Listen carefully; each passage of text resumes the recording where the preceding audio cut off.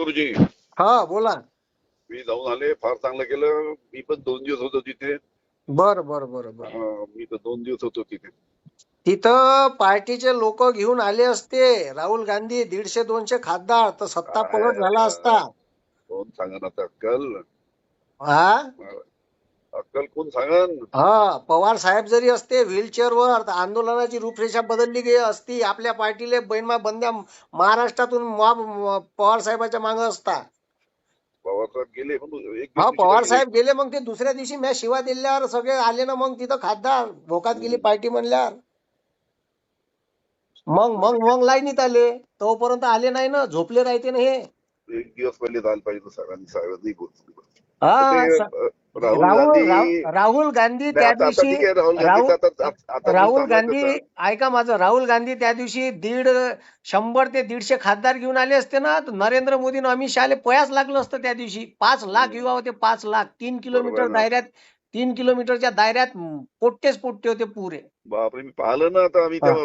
म्हणजे जंतर मंतरला गेलो, सगळीला गेलो. आता आम्ही मोर्चात होतो सगळे. हा सलील भाऊ भेटले मले. ते तुमचं म्हणणं बरोबर आहे. चांगले तुमचे व्हिडिओ चांगले व्हायरल झाले सगळीकडे. हो व्हिडिओ म्हणजे ते काय आक्रोश होता ना मनात, साला एवढ्या पोरीच्या छातीवर लाथा दिल्या पोलीस आहे ना. एवढा आक्रोश मी आता म्हणतो नाही पाहिला. एवढा आक्रोश कोणत्याही मोर्चामध्ये. आपण अनेकदा आंदोलन करतो, हे करतो. एवढा आक्रोश बीजेपीच्या नेत्याले पॅन्ट सोडून पडणार लोक काही दिवसानं. ह्या लोकांना जर अतिरेक केला, पोट्टे चिडून आहे. पोट्टे ऐकू त्या काल 1.5 लाख पोरं होते जंतर मंतरवर. 1.5 लाख. बरोबर आहे, बरोबर आहे. आता हे सगळीकडे चालू झालं, तालुक्या लेवललाही चालू झालं आता. हे आता नागपूरला पाहणं, स्वतःहून कोणी नेता नाही, काही नाही, स्वतः तिथं संविधान चौकात 2-3-4 हजार लोक जमते. मग 1.5 लाख लोक कायले म्हणते. बरोबर आहे. चांगलं झालं, चांगलं झालं. ओके ओके ठीक आहे. साहेबांना म्हणा ते डेलिगेट घेऊन जा म्हणा पंतप्रधानाकडं, नाही तर मग या देशाची सत्ता पलट झाल्याशिवाय राहणार नाही. साहेबांना सांगा. मी शिंपी साहेबांसोबत बोललो, शिंपी साहेबांना कनेक्ट करून नाही दिलं मले. हा त्या एकटा आपल्या पार्टीकडून डेलिगेट, त्याचं डेलिगेट्स न्या म्हणा, आणि ते त्याच्यावर निर्णय निघाला पाहिजे. यासाठी मध्यस्थी करा. ठीक आहे, कारण ते पोरं एवढ्या दूर येऊन राहिले. नाही तर म्हणा का हे पोरं जर आवाक्याच्या बाहेर गेले तर ते आर्मी फार्मी पोलीसवाले लेगीन काही ऐकणार नाही त्या दिवशी. आणि त्या ठीक आहे, अभिजित दिपक्यानं पहिलं आंदोलन केलं, त्याचे जे प्रवक्ते आहेत त्याला आंदोलनाचा अनुभव नाही, त्याला पॉलिटिकली टॅकल नाही करता येत. ठीक आहे, आता त्या पोरानं मीटिंग जेपी नड्डा सोबत घेतली. तो कोण आहे जेपी नड्डा? त्यानं प्राईम मिनिस्टर सोबत घ्यायला लागत होती. आता त्या पोराला समजत नाही. अभिजित दिपके हा नौखा पोरगा आहे बिचारा. त्यानं जर ठीक आहे, तो म्हणे 2 तास आपण थांबून जाऊ, आणि 4ही बाजूनं पोट्ट्याले कोंडून घेतलं. प्यायले पाणी नाही, लघवीले जागा नाही झाले.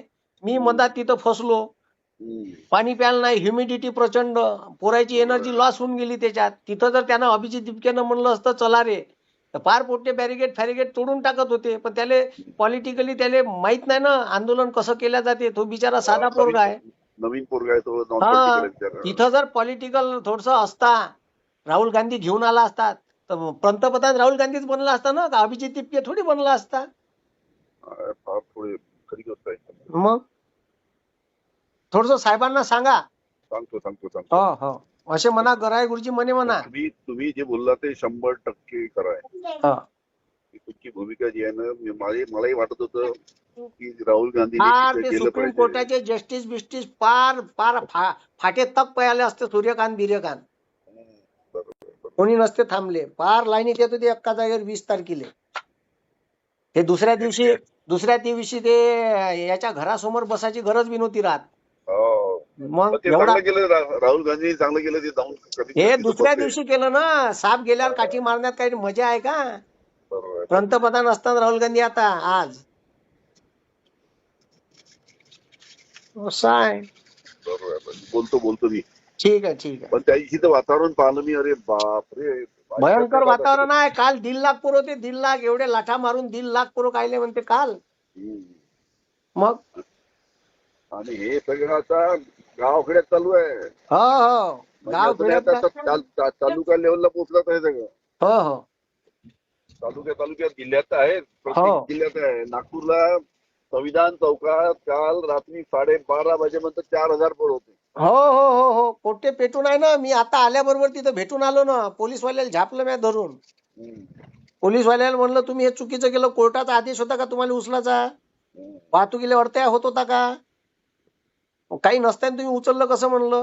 कोर्टात आदेश काय होता की त्यांच्या प्रकृतीवर मॉनिटर करा. नाही इच्छा आंदोलनात, नागपूरच्या आंदोलनात आल्याबरोबर गेलो ना मी तिथं. आताच आलो मी जस्ट. अच्छा नागपूरच्या आंदोलनात. मी आता आल्याबरोबर तिथं गेलो. पोलीस आले तिथं. तो रेड्डी गिड्डी होता, ऍडिशनल कमिशनर. त्याला म्हणलं तुझ्यापाशी आदेश नाही फादेश नाही, तुम्ही उचललं कसं पोरायले? कोणत्यानं घेतलं? मी म्हणलं कोर्टात केस टाकतो. नाही तुझी नोकरी खाईन तर काहीच नाही. बरोबर आहे. ठीक आहे गुरुजी. ठीक आहे मग.